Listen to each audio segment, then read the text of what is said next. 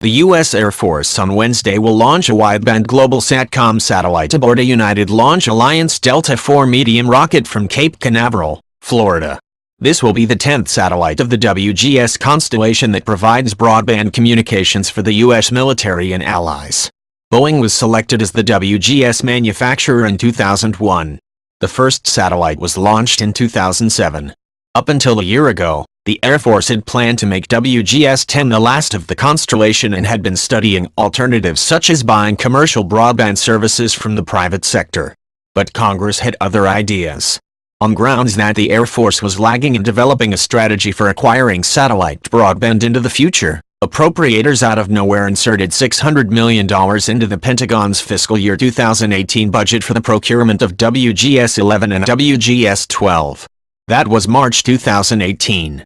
A year later, the production of WGS-11 and WGS-12 remains on hold pending contract negotiations between the Air Force and Boeing.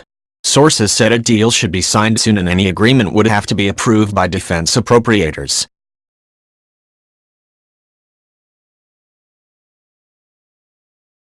The process of contracting for WGS-11 and WGS-12 hit unexpected snags after Congress added $600 million for the satellites but no money for launches. When the Air Force acquires satellites, it also allocates funds in its budget separately for the launches.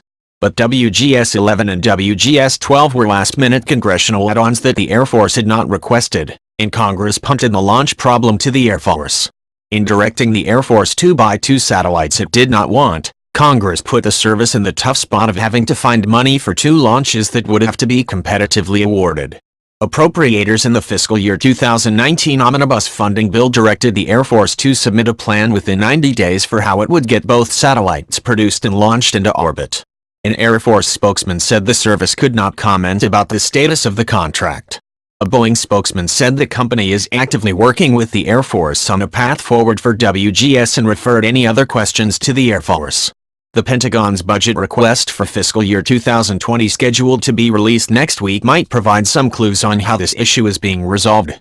Congressional and industry sources who spoke with Space News on condition of anonymity said contract delays for military satellites are not unusual, but this one is especially tricky.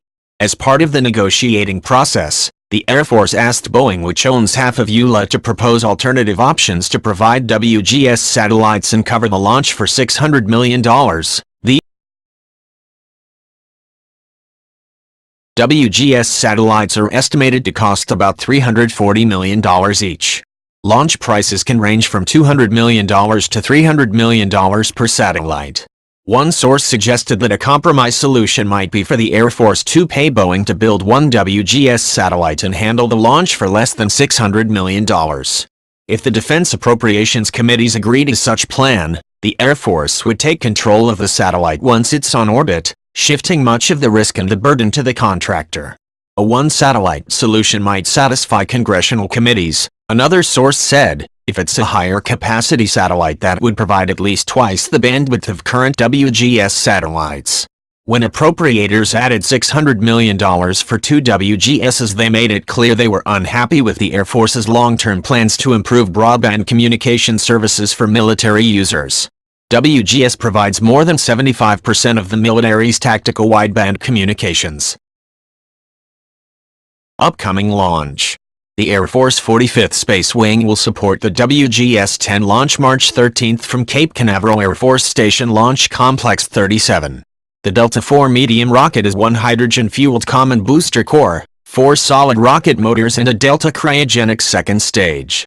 WGS-10 will be the 8th flight of the Delta IV in the medium configuration, all of which have been WGS missions. WGS-10 will be the 39th launch of the Delta IV since it was introduced in 2002. Boeing delivered the satellite in November. It was hoisted aboard the Delta IV rocket February 26. The fully assembled rocket is 66.4 meters, 218 feet, tall. And now, if Secretary Wilson and General Thompson would accompany me, be a vital piece of the DoD weather architecture, and SMC and Space Command will continue to support them for many years to come.